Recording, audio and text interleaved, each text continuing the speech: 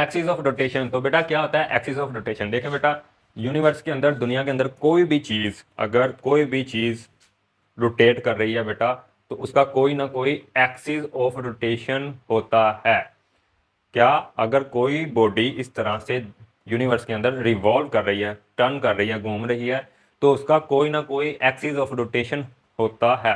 अब ये axis of rotation क्या होता है, कहाँ पे होता है, किस डायरेक्शन में होता है, ये अब सब जानेंगे। शुरू करते हैं। लेकिन फिर मैं रिपीट कर रहा हूँ कि कोई भी ऑब्जेक्ट दुनिया के अंदर, चाहे ये पेंसिल रोटेट कर रही है, चाहे हमारी अर्थ रोटेट कर रही है, उसका कोई ना कोई एक्सिस ऑफ रोटेशन होता है। देखें तो बेटा, definition axis of rotation, it is refer to an imaginary line. तो बेटा एक्सिस ऑफ रोटेशन जो होता है, ये एक इमेजिनरी लाइन हम खुद से कंसीडर करते हैं, ये प्रैक्टिकली या फिजिकली तौर पे नहीं होती। मान लें ये देखें, अब ये देखें, ये मेरे पास वही ग्लास है, कर ये ऐसे ऐसे क्या कर रहा है, रिवॉल्व कर रहा है, रोटेट कर रहा है, ये देखें।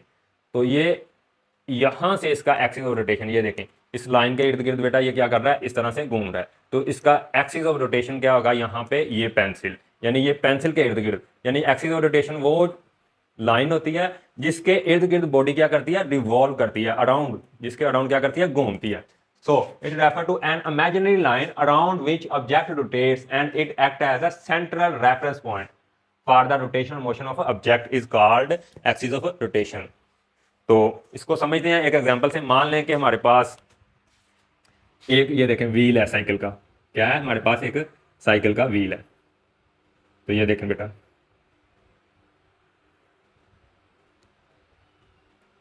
अब ये देखें, इस व्हील के ऊपर अब हम बेटा जब घुमाएंगे इसको, तो ये ऐसे ऐसे रोटेट करेगा, ऐसे ऐसे ऐसे ऐसे ऐसे ऐसे ऐसे।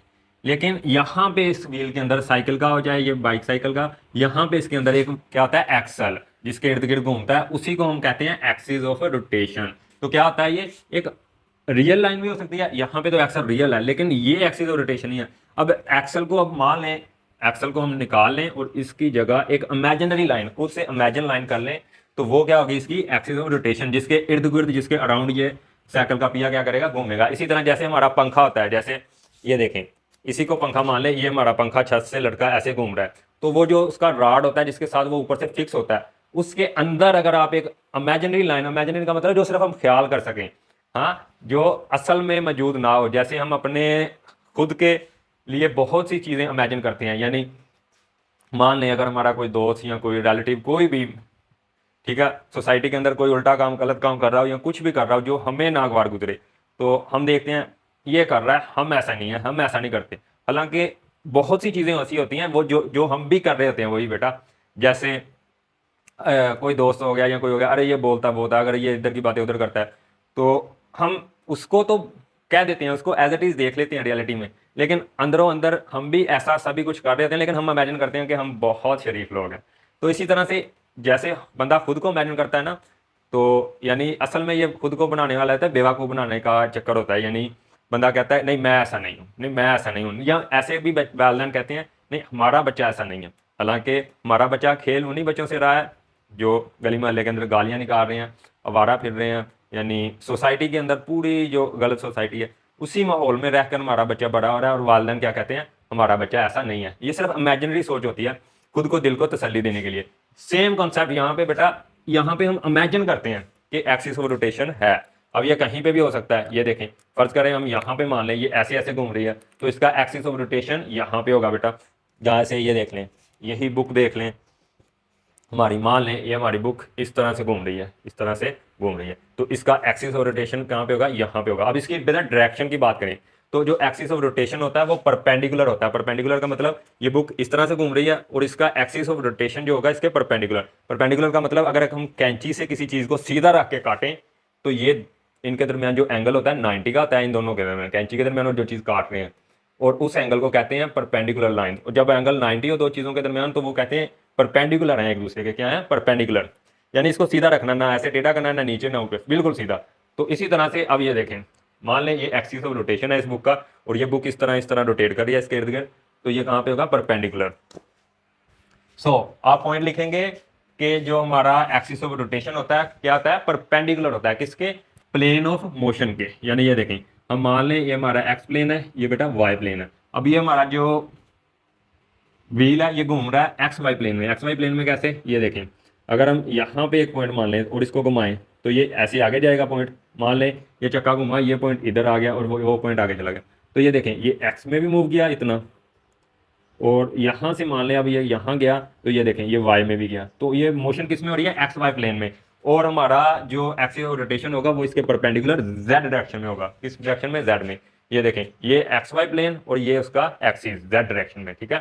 तो आई होप, तो ये भी आपने एक लिख लेना पॉइंट कि हमारी डायरेक्शन क्या होती है एक्सिस ऑफ रोटेशन की, perpendicular to the axis of motion या plane of motion, to the plane of motion, sorry plane of motion, ठीक है। अब बेटा ये हमारा एक्सिस ऑफ रोटेशन कहीं पे भी हो सकता है। ये देखें बुक यहाँ पे भी घूम सकती है, यहाँ पे भी घूम सकती है, लेकिन हमें कैसा पता चलेगा कि हमारा जो एक्सिस ऑफ रोटेशन है कहाँ पर है। तो देखें बेटा, हम इसको इसी एग्जांपल से समझते हैं व्हील की।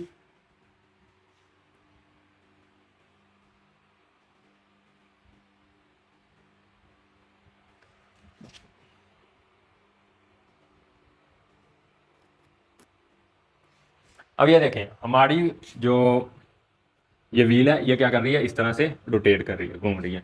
मान लें अब हमें पता है कि ये हमारी व्हील स्मॉल पार्टिकल से बनी हुई है। स्मॉल पार्टिकल से, किन से, स्मॉल पार्टिकल से। हमने मान लिया यहाँ पे एक पार्टिकल पी यहाँ पे है, एक बी यहाँ पे है, एक ए यहाँ पे है। अब ये देखिए बेटा, जब ये घूमेगी तो ये भी साथ ऐसे घूम के चक्कर बनाएगा पार्टिकल, ये ए भी घुमा के बनाएगा ऐसे, और ये बी भी ऐसे घूम के बनाएगा। तो अब बेटा इस सर्कल का जो बी पार्टिकल बना रहा है, पी पार्टिकल के सर्कल का सेंटर और सी का तमाम का सेंटर कहाँ पे होगा, यहाँ पे, जहाँ से एक्सिस ऑफ रोटेशन पास कर रहा होगा। मान लें एक्सिस ऑफ रोटेशन यहाँ से पास कर रहा है, तो इन सारे पार्टिकल का सेंटर कहाँ पे लाई करेगा, यहाँ पे। तो सेंटर कहाँ पे लाई करेगा, यहाँ पे। तो जितने भी यहाँ पे मिलियन ट्रिलियंस पार्टिकल्स हैं, ये सिर्फ समझाने के लिए हमने 2 या 3 लिए, मिलियन ट्रिलियन पार्टिकल्स हैं, वो सबके सब सर्कल में मूव कर रहे होंगे, और उनका जो एक्सिस ऑफ रोटेशन होगा बेटा वो कहाँ पे होगा, सेंटर जो होगा वो एक्सिस ऑफ रोटेशन पे होगा। यानी इन सब का सेंटर एक होगा, और उस सेंटर में से हम इमेजिन करेंगे कि हमारा एक्सिस ऑफ रोटेशन गुजर रहा है, ठीक है। तो क्या निशानी है इसको, एक्सिस ऑफ रोटेशन को पहचानने की, कि द पार्टिकल्स ऑफ बॉडी या object revolve in circles and their center and their all their centers of all lying on this line या रेफरेंस पॉइंट। अब ये देखें जो रेफरेंस लाइन मानी है उस पे ही इनका सेंटर होंगे, तमाम के सेंटर इसी पे होंगे, ठीक है। तो यहाँ ये हमारा पहचानेगा। अब ये देखें ये मार्कर अगर इस तरह से ये एक्सिस ऑफ रोटेशन है, तो यहाँ पे पार्टिकल, तमाम के तमाम पार्टिकल का सेंटर भी कहाँ पे बनेगा, यहाँ पे। अगर यहाँ पे नहीं बन रहा, किसी और जगह यहाँ पे बन रहा है, तो इसका मतलब बेटा इसका एक्सिस ऑफ रोटेशन ये है, ना कि ये है, ठीक है। तो आई होप आपको एक्सिस ऑफ रोटेशन की भी समझ आ गई होगी। जैसे बेटा ये इमेजिनरी कंसेप्ट है, लेकिन रोटेशनल मोशन समझने के लिए बहुत अहम है, ठीक है। जिस तरह से अपने दिल को तसल्ली देने के लिए कहना कि हमारा बेटा ऐसा नहीं है या हमारा बच्चा ऐसा नहीं है, एक दिली तसल्ली हो जाती है, लेकिन हकीकत नहीं होती। तो समझाने के लिए है, ठीक है, काम भी करता है। अच्छा अब देखें, ये देखें हमारी अर्थ है, ये नॉर्थ टू साउथ पोल है, ये इनके इर्द गिर्द घूम रही है ऐसे ऐसे। तो ये इसका क्या है, एक्सिस ऑफ रोटेशन। अब डायरेक्शन जो होती है एक्सिस ऑफ रोटेशन की बेटा ये लिख लेनी है, मैं फिर दोबारा से कह रहा हूँ कि वो परपेंडिकुलर होती है एक्सिस प्लेन ऑफ मोशन के, प्लेन ऑफ मोशन के। तो अब ये थे हमारे 2 कॉन्सेप्ट, रिजिड बॉडी और रोटेशनल मोशन। अब हम आते हैं अपने तीसरे और इंपॉर्टेंट कॉन्सेप्ट की तरफ, टॉर्क की तरफ। तो टॉर्क क्या आता है, ठीक है, चलिए समझते हैं।